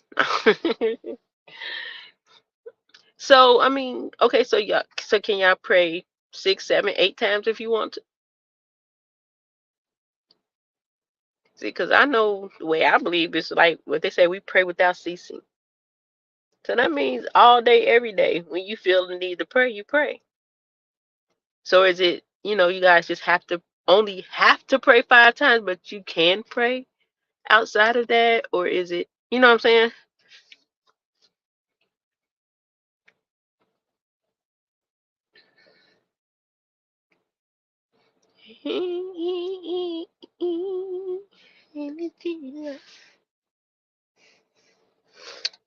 I'm still sitting in this parking lot looking crazy.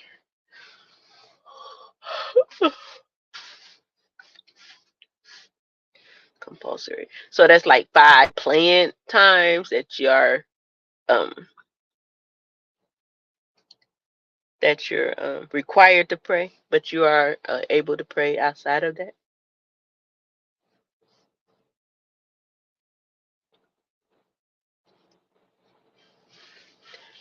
But I don't think that's a bad thing because sometimes people don't pray at all. So if you put okay, say somebody that is in any other kind of faith. If we position ourselves to pray, are these owls real? If we position ourselves to pray, okay, yeah. So it's like if we position ourselves to pray at least 5 times a day, just think, you know what I'm saying? Like, oh my God. When I know that if we position ourselves to pray 1 time, that's great. But just think if we could get disciplined to pray 5 times a day. It's like I know I can take something from other places that I may not, that might not be my whole belief system or whatever, but prayer is right. So therefore, that's a practice that I can implement in my life that I think will benefit me.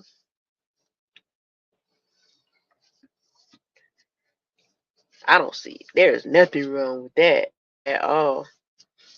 I think the discipline in itself is great. I have friends that are Muslims, and I know that they set aside those times to pray.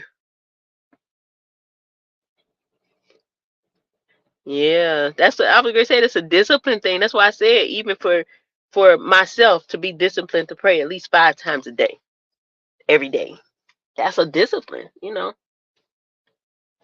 But it's also um it's a discipline, but it's also a um oh my God, what is it I'm looking for? I can't think of it, but it's definitely a discipline. Maybe that's the only word. It's a discipline, and it's also a reverence to God as well. That I put aside this time every single day to pray. I think it's awesome. I think it's awesome. I've had tears in my eyes while praying. Honey, tears in your eyes, that's it. You better go deeper. No, I'm just kidding. Shoot, I done had tears full blown. crying, done fell out, and I had visions. Man, people don't know the depths of prayer when you really go into prayer. You can go into places that you could never go just like boom, just be there. That you only can go because God allows you, takes you there.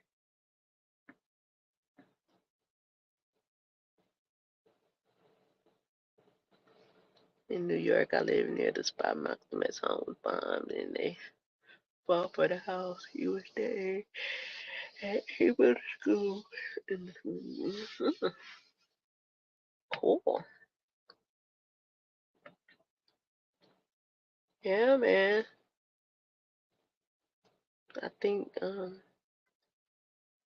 I think we can all learn something from each other. You know what I mean? I think that talking to other people who have other faiths and things, it doesn't take away from your belief system. It just, to me, it for one, it's a bridge between people because at the end of the day, we're all supposed to be one under one God, regardless of what we think or feel. I mean, I don't know how that all works because I'm not God, but I don't think I'm not supposed to love another person because of the way they believe. So, what is it about your system that I can take and use and vice versa?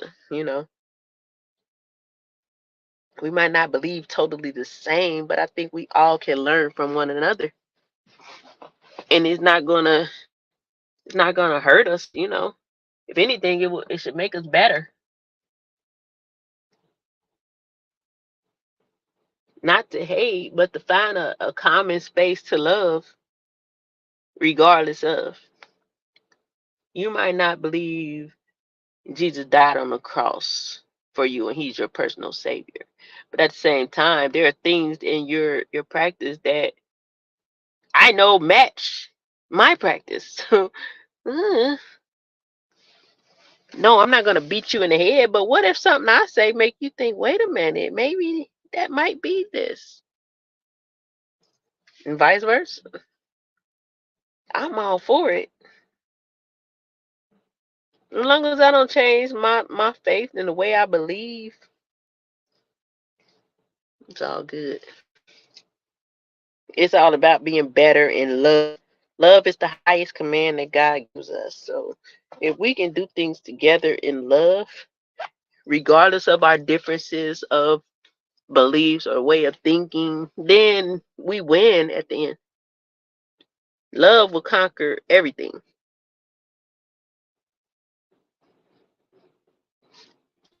But a lot of people aren't open to things like that. We condemn others for not believing the way we believe. And a lot of time it's without understanding.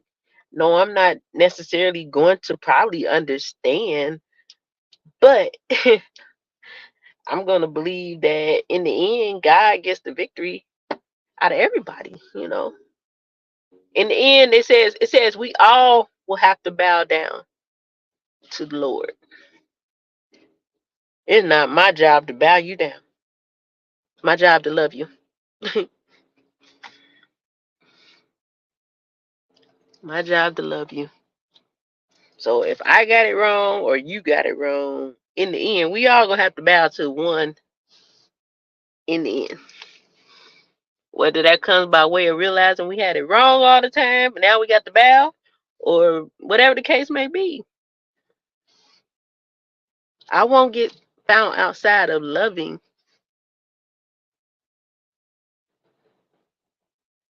That might be the only thing that saves us is to love. For real, for real.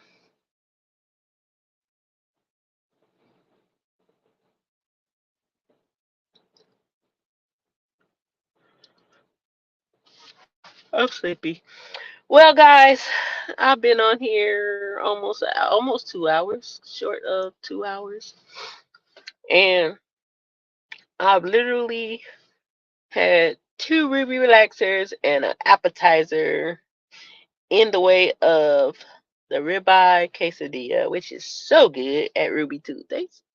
Yes, have one of those. I'm telling you, you won't be disappointed. And I haven't done any work today, so I'm gonna try to get me a couple hours in. I was really trying to push to that 2 hour mark, but it's like the longer I sit in this parking lot, the sleepier I get. So it's like, in order for me to push through sleepy, I need to get busy. Oh, it was good atmosphere, man. Cause at a Monday special was like 10.99, so I was like, yeah, let me get that. It was pretty good. The steak was tender and everything. It was real good. And it wasn't a whole lot of nothing, just a regular quesadilla with cheese and a little onion. Oh, woo! Man, fat girl and these jeans don't go together. I'm about to pop. Woo! Take out the belly. Take out the belly. Did I tell you I was losing weight? I'd be looking in the mirror in the morning like, hey now. But Ruby Tuesday, yeah, a lot of them closed. You may have one in your area, but a lot of Ruby Tuesdays, even Applebee's, like in South Carolina where I was, they only had, I think, 2 Applebee's. And it was crazy because the most popular one chain closed. But Applebee's, I don't know, they've been on point lately. I went in there a couple times since I've been here. The appetizers is good, Appetizers, everything good with happy hour appetizers. Ugh.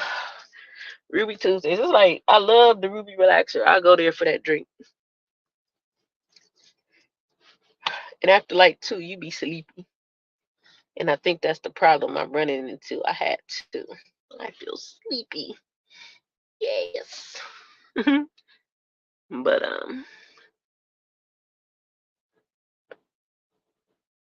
oh, thank you, atmosphere. But man, you don't even know. Sometimes honestly, y'all, I probably can speak for a lot of content creators. I'm not on here to make any money. I'm on here to do what I feel I'm commanded by God to do, which is press play and talk. But at any given moment when anybody feels on their heart to bless me through Cash App, just know it's always a need being met. You know what I mean? Because nobody's gonna come on here and say, "Oh, I need this, I need that," but never think that your giving is in vain. Always give from a place of knowing that that person more than likely needs it for something, even if it's gas. You know what I'm saying? I drive to do work, so it could be gas, it could be a meal, it can be towards a bill, whatever the case may be. So that's why I always say, feel free to hit the Cash App. It's not the most important thing because God takes care of me regardless. But it's always much appreciated when I do get a Cash App. And that's why I think that shut up. I think that when people downplay, their monetization or they don't want to ask, it's like, I ain't gonna say that. Let's say when they either downplay monetization or when their monetization gets taken. And a lot of people don't realize, like, forget monetization. I feel like if people will super chat you, why don't they see, oh, his super chat is down, let me cash at them? That's always been weird to me. Always been weird to me. How you gonna just be so rude in me thanking you? Like, I'm telling you, like, y'all don't have no idea what that content, not speaking of myself, but y'all don't have an idea what a content creator at any given moment might be dealing with or up against. So I'm going to say on behalf of anybody, especially people, even people with bigger platforms, when someone blesses them with a contribution to their page for their content, I think that you never know when you're like answering a prayer or being a blessing. to an extent, probably far further beyond. What if they were $10 short of a major bill they had to pay, and you were the person that gave them $12? You see what I'm saying? So I guess, like I would say to anybody who door dashing and Uber eating, tip your drivers, tip your content creators. And like I said, this ain't for me. I'm just really appreciative of anybody that ever cash apps me. I get them here and there, and I am most grateful. And trust me, them things be needed. But yeah. And I pray God give anybody that ever gives me anything or have given me anything, I pray He blesses them tenfold. You know what I mean? That the full blessing of reciprocity hits their home. That even though they gave 5, that God gives them 25,000. I don't care. I'm gonna believe above and beyond for everybody, cause that's how it works. You know what I mean? You give from your heart, you reap a huge reward. That's why I don't care if I can super chat you $2. If it's on my heart, I'm gonna do that. It be those little things where you can look back and be like, man, I ate all day and didn't even have to do X, Y, and Z. I didn't have to pay for nothing. Somehow something happened for me. And I think about those days where I didn't have nothing, but I still gave somebody $1.99. Period. But like I said, everybody don't look at the principles of sowing, reaping and sowing the same way, Now, I don't know who is or is not good ground, but I know when you sow in the bad ground, you don't necessarily reap right away. I ain't know. But what I do know is when you yield to what's placed upon your heart, you will be blessed. Regardless. Yes, there we go. You will be blessed. For real, for real. At any rate, let me see. Yeah, I knew I was gonna push through that little last 10 minutes somehow, some way. I'm inching towards them little 3,000, y'all. I'm only like 760 something, but yeah. Like I said, by 2027, I'll be monetized. And that's really, like I said, it's really just a goal because, like I said, I was monetized before, and I just feel like I'm supposed to still be. I don't know how they came up with their new system, but they killed a lot of us. Especially when, back in the day it was much different. Much different. But I'm honored to be able to come on here and speak, and whether it's 121 or 81, listen to me. Honestly. Like, I don't know the value of anything I'm saying. All I know is, like I said, I'm commanded to press play and talk.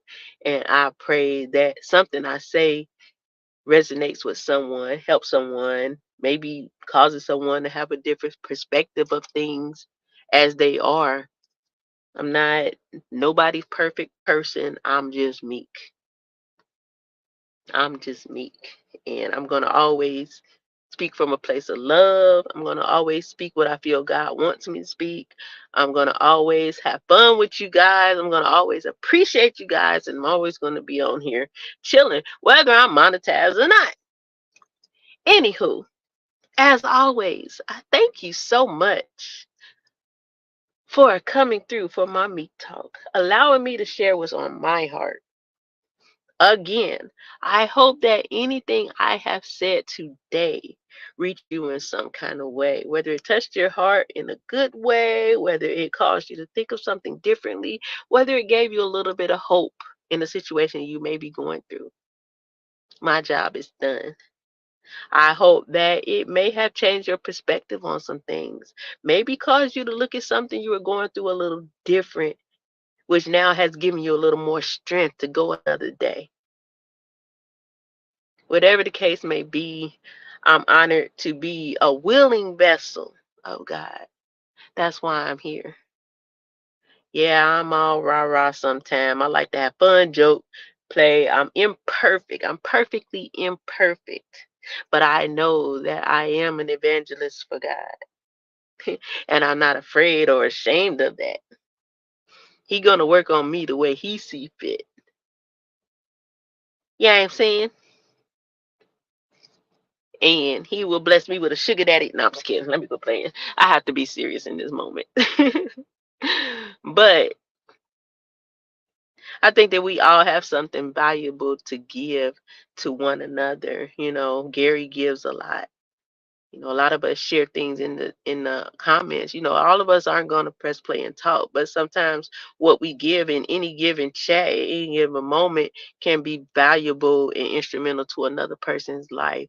Therefore, you've done well. I'm just grateful for the opportunity to understand, even as I work through my imperfections, I understand the law of reciprocity. It's better to give than to receive. I understand that in my willingness that he will cover me.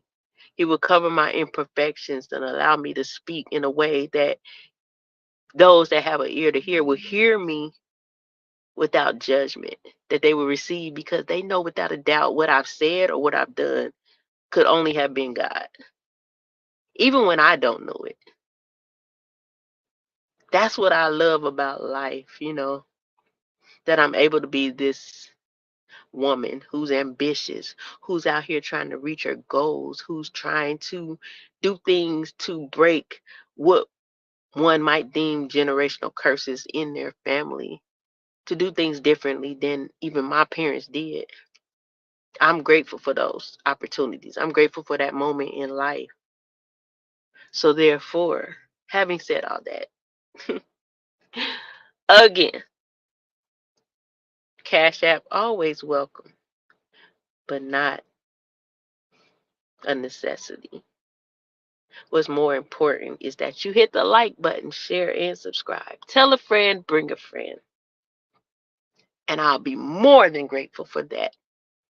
Remember, for the rest of this year and for the year to come, over here, we are doing it big, unapologetically, because everything God has for us is big. So, therefore, we don't need to do anything any less than big over here. Or even beyond here. If you came through and just happened to hear me say big, go do it big on your platform. Go do it big on somebody else's platform. Do it big in real life. God wants so much for each and every one of us. And it ain't in no way, shape, or form small. So therefore, if our big is big, his big is even greater. If our big is big, his big is even greater, beyond our own imagination. We can't even begin to conceptualize his big. But as long as we're doing it big, we can count on his big to come through. And with that being said, I am out. I love you guys. Thank you so much. And I will see you again soon. I will see you again soon. Much love. Peace out.